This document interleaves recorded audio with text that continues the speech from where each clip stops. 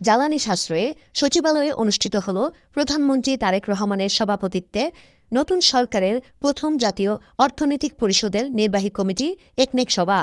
এতে মোট ১৯টি প্রকল্প উপস্থাপন করা হলেও আলোচনা হয় ৭টি প্রকল্প নিয়ে।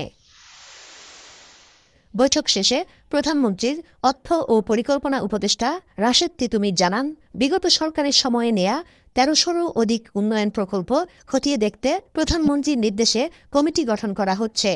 অধিকাংশ প্রকল্পই রাজনৈতিক বিবেচনায় গৃহীত হয়েছে।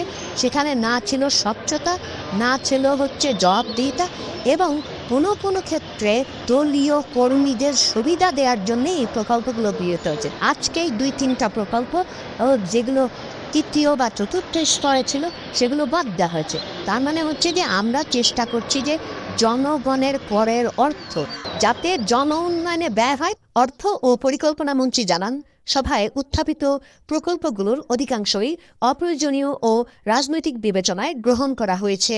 নির্বাচনী চেয়ারের সাথে এটার অ্যালাইনমেন্ট হচ্ছে কিনা, মিলছে কিনা, তার বাইরে যে প্রকল্প অপ্রয়োজনীয় প্রকল্প আছে এগুলো বিবেচনা আনতে হচ্ছে। অনেক সময় হচ্ছে যে কারণে মাত্র 7টি পর্যন্ত আমরা পৌঁছতে পেরেছি। বিগত দিনের যে প্রকল্প এগুলোকে আমরা শেষ করতে চাচ্ছি, যেহেতু আমরা নতুন প্রকল্প নিয়ে আসবো আগামী দিনে। প্রধানমন্ত্রী তারেক রহমানের সাথে সাক্ষাৎ করেন ইইউ রাষ্ট্রদূত। তা কোমলমতি শিশুদের ঝুঁকিতে ফেলেছে। বিগত 5.5 বছর হাম রুবেলা টিকার কোনো ক্যাম্পেইন অনুষ্ঠিত হয়নি বলেও সংসদকে জানান মন্ত্রী। হামের রোগীদের চিকিৎসার জন্য সারা দেশে হাসপাতালগুলোতে পর্যাপ্ত ব্যবস্থা নেওয়া হয়েছে বলেও জানান তিনি। এছাড়া সংসদে এদিনে 11টি বিল পাশের জন্য উত্থাপন করেন আইনমন্ত্রী মোহাম্মদ আসাদুজ্জামান। এর মধ্যে কণ্ঠভোটে 7টি বিল পাশ হয়।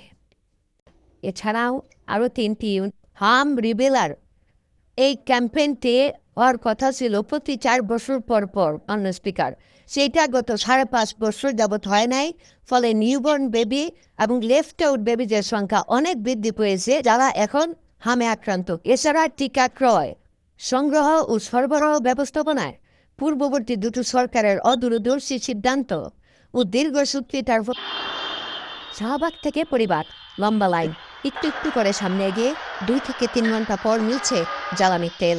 রেশনিং পদ্ধতিতে নির্দিষ্ট পরিমাণে তেল দেয়ায় কাঙ্ক্ষিত চাহিদা মিটছে না তাদের। এই বাস্তবতা শুধু পরিবাগে নয়, রাজধানীর সব পেট্রোল পাম্পেই। আমাদের রাইড শেয়ারে তেলটা লাগেই। এখন আমাদের ইনকামে প্রভাব পড়তেছে। প্রত্যেক দিনে 2.5-3 ঘন্টা করে লাইনে গেলে তো আমাদের সময় থাকে না। সারাদিন অফিস করে এসে পরে 2 ঘন্টা তারা থেকে আবার বাসে চলে গেছে। এখন আমার 7টা থেকে তারাই আছে। অফিসে অলরেডি 1 ঘন্টা শেষ। আমাদের সহজ হতে হবে, কিন্তু তেল নিয়ে বাসায় স্টোর করে না রাখ। আমি যদি আজকে তেলটা নিয়ে যাইতে পারি, আমি 20 দিন 25 দিনের মধ্যে আমার আর তেল লাগবে না। ফুল ট্যাঙ্কি তেল দিলে আমার মনে হয় ক্রাইসিসটা শেষ হবে।